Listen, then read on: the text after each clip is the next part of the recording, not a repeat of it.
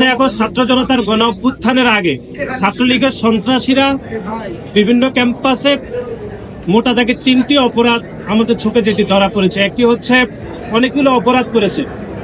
একটি হচ্ছে জোর করে মিছিলে নেওয়া, গেস্ট রুম নির্যাতন অথবা মতামত প্রকাশ করতে বাধা দেওয়া এবং অন্য ছাত্র সংগঠনের রাজনৈতিক কার্যক্রমকে বাধাগ্রস্ত করা।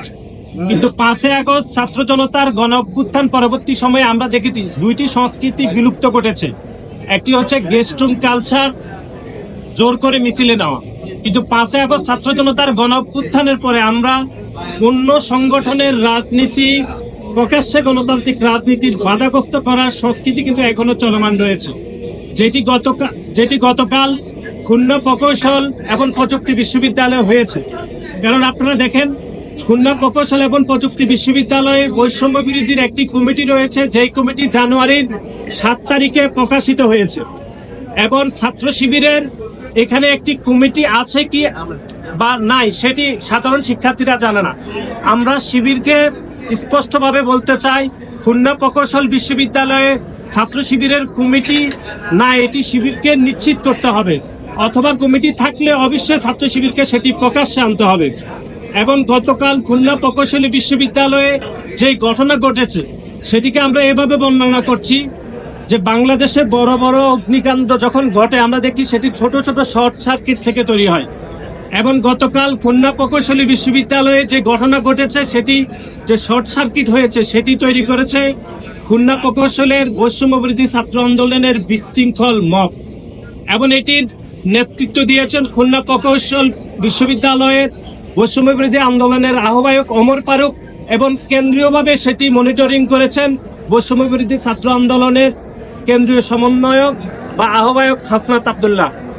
আমরা যেটি মনে করছি সেটি হচ্ছে জনাব হাসনাত আব্দুল্লাহ বিভিন্ন সভা সেমিনারে বাংলাদেশের মানুষকে বিভিন্ন জ্ঞান দিয়ে থাকেন, বিভিন্ন ওয়াজ নসিহত করে থাকেন। আমরা ওনার কাছে জানতে চাই যে প্রধান উপদেষ্টার সহিত রাজনৈতিক দলগুলোর যে মিটিং হয়েছে সেখানে হাসনাত আব্দুল্লাহ কোন প্রটোকলে গিয়েছেন এটা আমরা একটু জানতে চাই। এবং নাসিরউদ্দিন পাটোয়ারি রাজনৈতিক দলগুলোর কোন প্রটোকলে প্রধান উপদেষ্টার সাথে গিয়ে মিটিং করেছেন সেটিও আমরা জানতে চাই।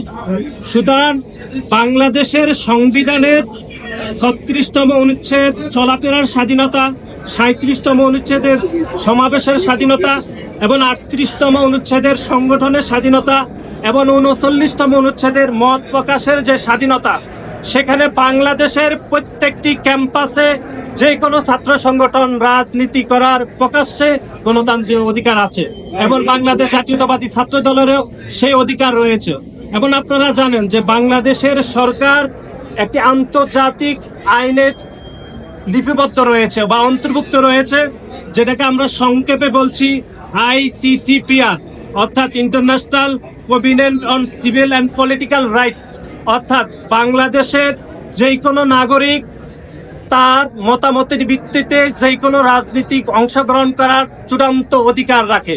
সেখানে বৈষম্য বিরোধী ছাত্র আন্দোলনের ওমর ফারুক কিভাবে বাংলাদেশ জাতীয়তাবাদী ছাত্র দলের 3 জন নেতা কর্মীর উপর হামলা করে, সেই প্রশ্ন আমরা বৈষম্য বিরোধী ছাত্র আন্দোলনের নেতৃবৃন্দর কাছে রাখতে চাই।